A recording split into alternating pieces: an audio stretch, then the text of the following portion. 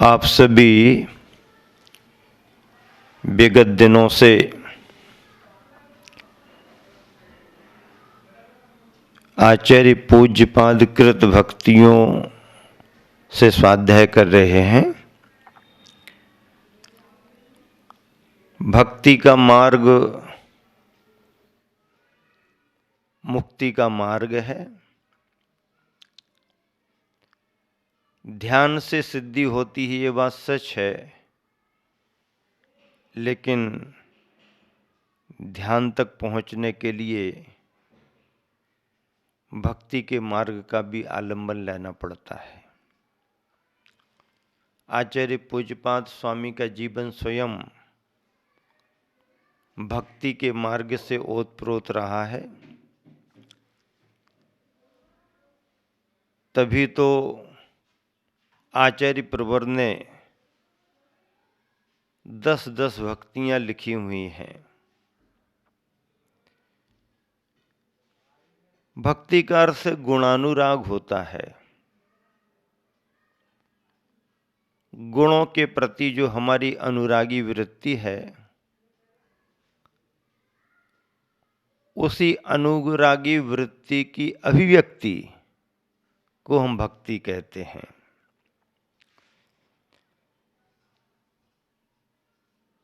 चारित्र भक्ति चल रही है। 6वें नंबर का श्लोक है।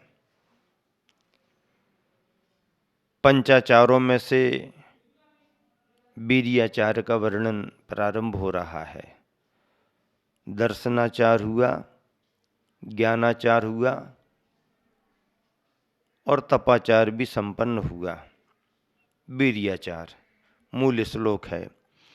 सम्यक् ज्ञान विलोचनस्य दधितः श्रद्धानमर्हन्मते वीर्यस्याभिनिगूहनेन तपसि स्वस्य प्रयत्नाद्यते या वृत्तिस्तरणी नौर्विविरा लद्विभवोदन्वतो वीर्याचार्यमहं तमूर्जितगुणं वन्दे सतामर्चितं वन्दे सतामर्चितम्।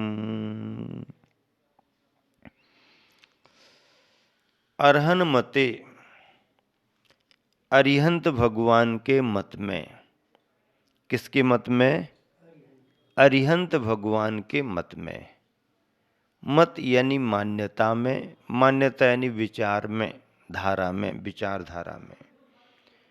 अरहन मते, अरिहंत भगवान के मत में, मान्यता में। सम्यक ज्ञान विलोचनस्य, सम्यक ज्ञान रूपी नेत्र सहित विलोचन, सम्यक ज्ञान रूपी नेत्र सहित श्रद्धानम दधतः, श्रद्धान को धारण करने वाले।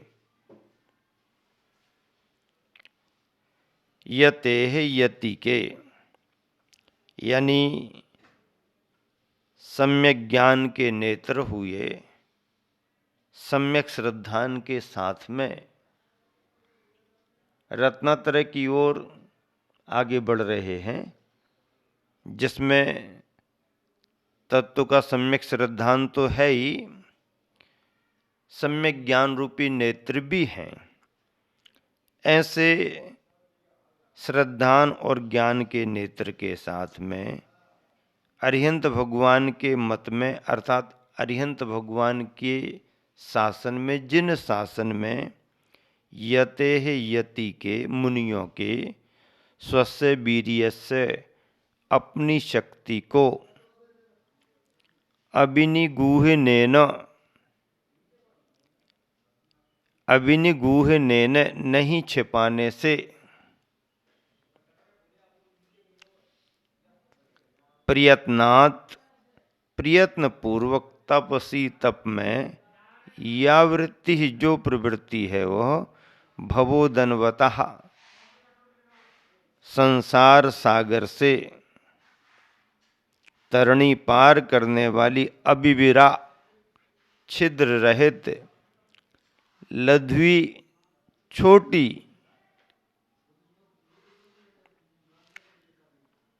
छोटी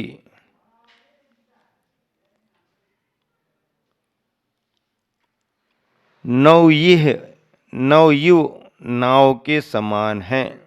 तम उस ऊर्जित गुणम उत्कृष्ट गुण सहित सताम अर्चितम सज्जनों से पूज वीरियाचारम वीरियाचार की अहम मैं बंदे वंदना करता हूँ।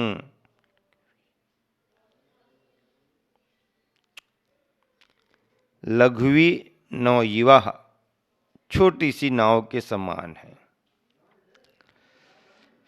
सारांश, अरिहंत भगवान के मत में सम्यक ज्ञान रूपी नेत्र सहित श्रद्धान को धारण करने वाले यति के यानी मुनियों के अपनी शक्ति को नहीं छिपाने से, अपनी शक्ति को नहीं छिपाने से, यह महत्वपूर्ण बिंदु है।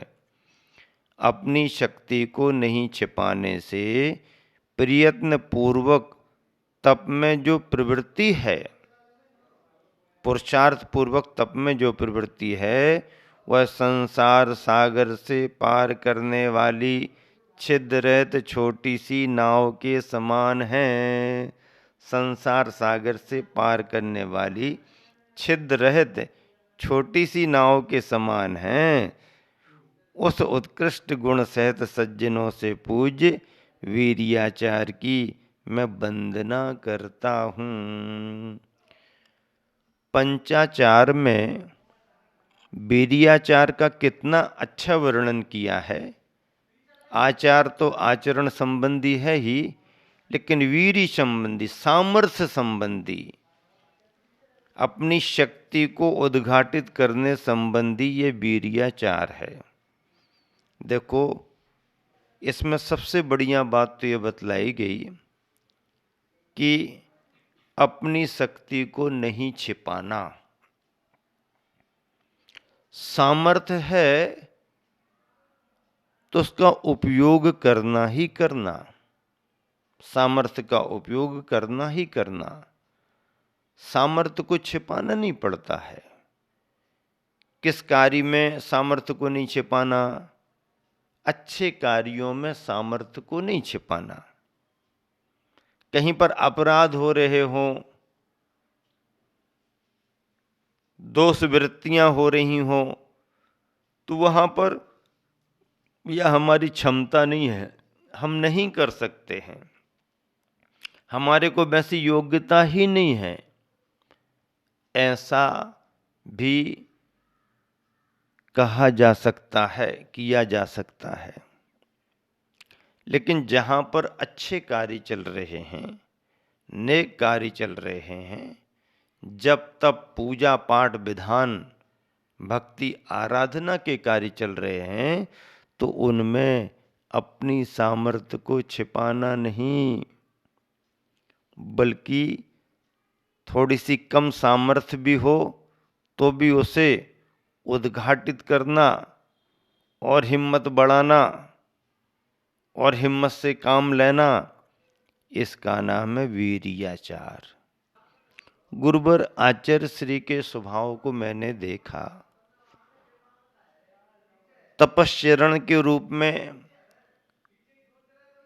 तप त्याग के रूप में, मोक्ष मार्ग में वह स्वयं अपने कार्यों में अत्यधिक उत्साह रखते हैं, अत्यधिक उत्साह रखते हैं और दूसरों को भी उत्साहित करते हैं। स्वयं उत्साहित होते हैं और दूसरों को भी उत्साहित करते हैं। एक दफा ऐसा हुआ,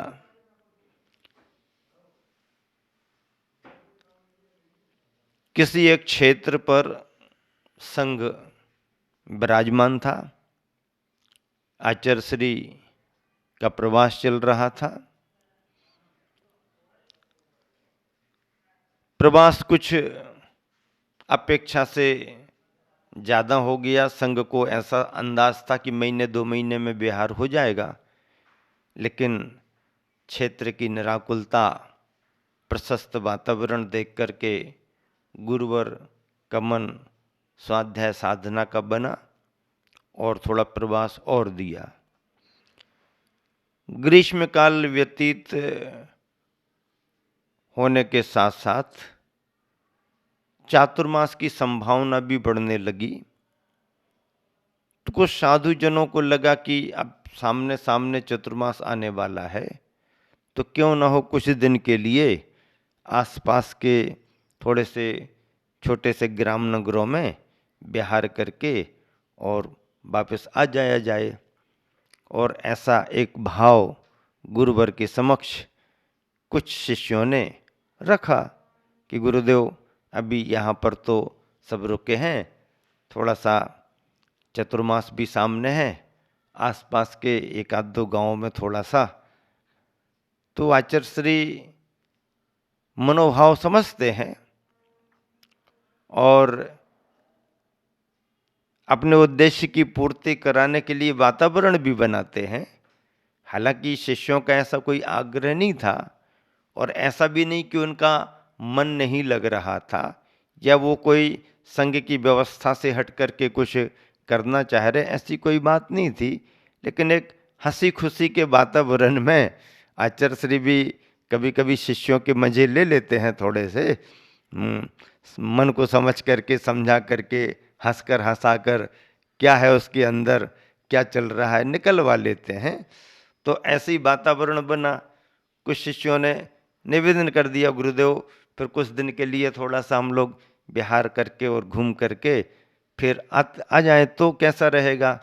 तो आचार्य श्री बोले, देखो ठीक है, विचार करते, हाँ विचार करते हैं, संघ का विचार करते हैं। और अगले दिन ही सुबह, आज बातचीत हो गई, अगले दिन ही सुबह गुरुदेव ने संकेत दे दिया, लाओ ग्रंथ लेकर के आओ, स्वाध्याय प्रारंभ करना है। और ग्रंथ आ गया, ग्रंथ पर ग्रंथ आ गए, स्वाध्याय प्रारंभ हो गया। अब न कोई चर्चा और न कोई रास्ता, सबका मन स्वाध्याय में रम गया। कब समय कैसे निकल गया पता भी नहीं पड़ा। इसका मतलब ये है कि स्वाध्याय भी एक ऐसा माध्यम है जिससे मन में एकाग्रता आ जाती है, एकाग्रता आती है। स्वाध्याय मन को एकाग्र करने का बड़ा अच्छा माध्यम है। ऐसे अनेक संदर्भ देखे, जैसे साधक है, संलेखनरत है, संलेखना में कभी कभी मनोबल गिरने की स्थिति बनती है, स्वास्थ्य की प्रतिकूलता बनती है। तब फिर ऐसे समय उसके मन का उत्साह बढ़ाना पड़ता है। और मैंने स्वयं देखा, जब 10-10 प्रतिमा लेकर के पुराने ब्रह्मचारी संलेखनरत थे, तो उनके मन के उत्साह को बढ़ाने को, उत्साहित करके उनसे त्याग कराने में आचार्य श्री बहुत कुशल हैं। बहुत प्रेम से, बहुत आराम से अपना कार्य शिष्यों से करा लेते हैं। ब्रह्मचारी राजा राम जी वर्णी की संलेखना हुई। उनके त्याग के परिणामों को आचार्य श्री धीरे धीरे इतने आगे तक बढ़ाते गए कि उन्होंने अंत में उपवास वगैरह भी किए और वस्त्रों को भी अलग करके संलेखना का अपना स्वरूप बनाया। ऐसे अनेक संदर्भ हैं।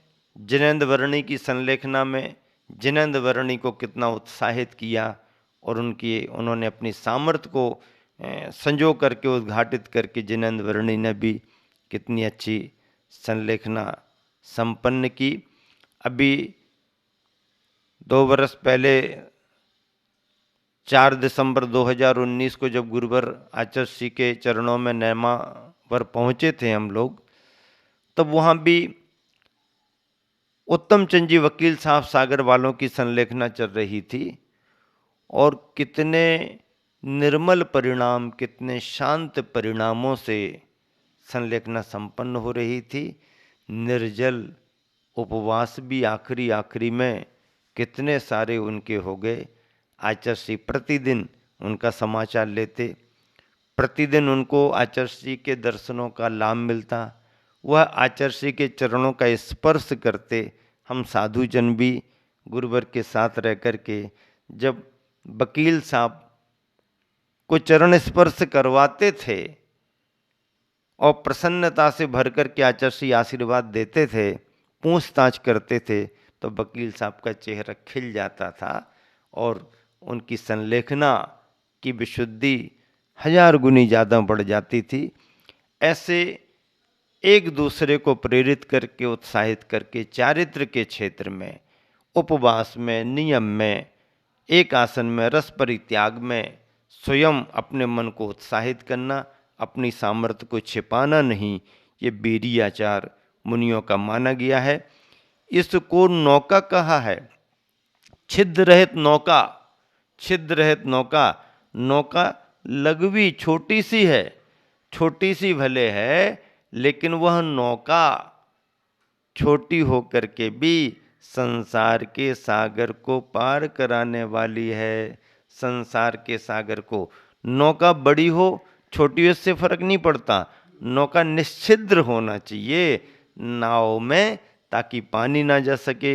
ऐसी नाव छोटी सी छिद्र रहित, वह संसार के सागर को पार कराने वाली है। गुरुवर आचार्य ने इस श्लोक का पद्यानुवाद बहुत अच्छा लिखा। जिसके लोचन सत्य बोध है, आस्था जिसकी जिन मत में। जिसके लोचन सत्य बोध है, आस्था जिसकी जिन मत में। बिना छुपाए निज बल यति का, तपना चलना शिवपथ में। अच्छिद्र नौका संभव दधि से, शीघ्र कराता पार यहाँ। नमो वीर आचार्य इसे में, बुध अर्चित गुण सार महा। बुध अर्चित गुण सार महा। जिसके लोचन सत्य बोध हैं, आस्था जिसकी जिन मत में। लोचन सत्य बोध हैं, सम्यक ज्ञान के लोचन नेत्र हैं। आस्था जिनकी जिन मत में, श्रद्धा जिन मत में है। बिना छुपाए निज बल, अपने बल को बिना छुपाए, यति का तपना चलना शिवपथ में। अच्छिद्र नौका संभव दधि से, शीघ्र कराता पार यहाँ। नमो वीर आचार इसे में, बुध अर्चित गुण सार यहाँ।